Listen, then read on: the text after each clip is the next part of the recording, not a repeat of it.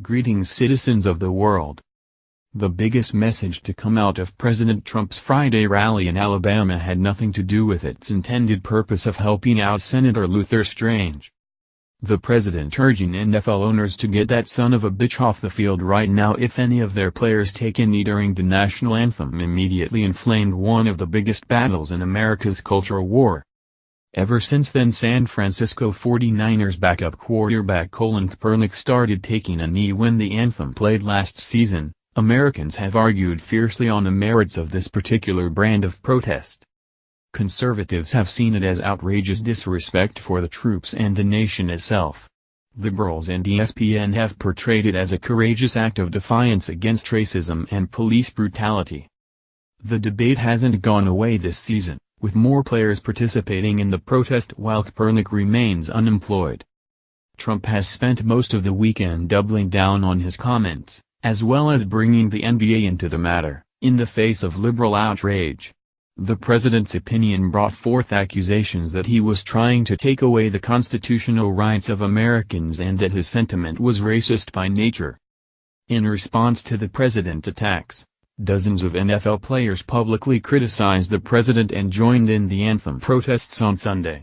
As one example, multiple players from both the Baltimore Ravens and Jacksonville Jaguars took the knee while the anthem played during their game in London. Curiously, they all stood for "God Save the Queen." Several commentators, primarily from the left, saw more players joining the protest as a major defeat for the president, but they're off the mark. Folks like New York Magazine's Jonathan Chait think that Trump has turned the kneel into a free speech issue, which is going to naturally earn the sympathy of average Americans. In reality, Trump has taken the side of the flag and provoked multimillionaire athletes into opposing patriotism. When several players for the New England Patriots took a knee during the anthem on Sunday, their own fans booed them. So do fans of the Buffalo Bills and the Washington Redskins when members of those respective teams knelt. There are hardly two more liberal, anti-Trump areas in America than the Boston and D.C. metropolitan areas. Yet even football fans who live there can't stand protests against the anthem. Rather than earning sympathy for free speech, more players joining in the protest is more likely to alienate NFL fans from the game. Polling last year showed that an overwhelming majority of Americans thought that politics should be kept off the field. The number one reason for declining NFL ratings was due to national anthem protests, according to ESPN, of all places. Hardcore Patriots fans booing their own team is not a good sign that the NFL is going to come out on top in its war with the president. Trump's involvement in the debate over national anthem protests shows him once again stepping into his kind of cultural war. No longer tied to religious or moral concerns, Trump's forays into the culture war typically revolve around questions of national identity and pit middle Americans against various elites. During his presidential campaign, Trump's hardline views on immigration and the Muslim ban earned him unprecedented scorn from the media and political elites, but also support and votes from Republican voters. More recently, Trump faced a barrage of anger over his comments on the violence in Charlottesville, Virginia, where he blamed both sides and issued his support for Confederate statues. Related, Trump's cultural war. Those statements earned him extreme opprobrium from political leaders in both parties, nearly all of Hollywood and the establishment media. Yet, polling showed the majority of Americans agreed with his comments, especially in regards to the statues. Related, poll, clear majority want to keep Confederate statues. In the fight over kneeling, Trump is facing off against out-of-touch athletes who appear to be opposing the flag and the troops.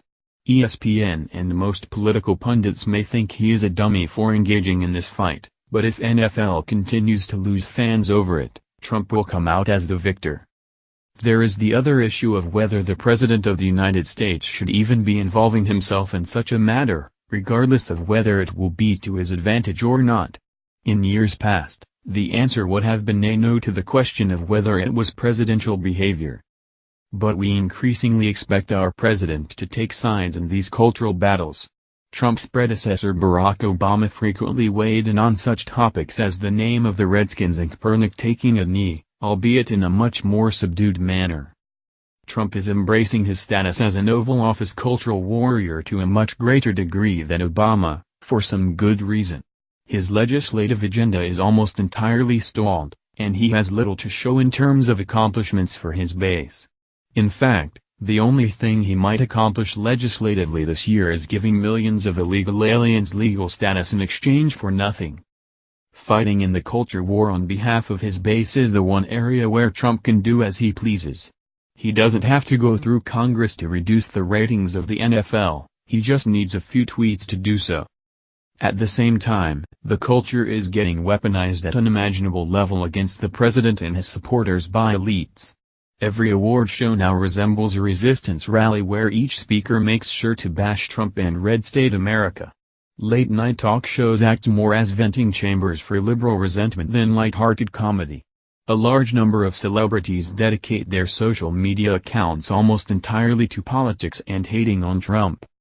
Last week saw a new height for our new, politicized culture. A bunch of Hollywood A-listers such as Morgan Freeman and Rob Reiner got together to promote an initiative to make the public believe Russia hacked the election and we're at war with Vladimir Putin.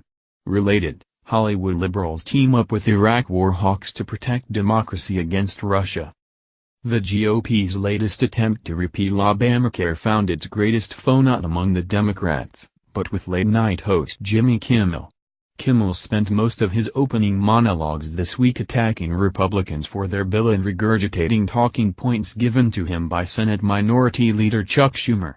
Related, Chuck Schumer coached Jimmy Kimmel behind the scenes on how to oppose Obamacare repeal. The comic's advocacy earned him plaudits from the media and he was able to get the message of the bill's opponents out to the general public. It's possible that the cultural elite's intense rejection of the latest Obamacare repeal encouraged Arizona Senator John McCain to say he would vote against it. With the cultural elite declaring total war on Trump and his agenda thwarted in part by their efforts, Trump may have no other choice than to spend his term fighting various battles of the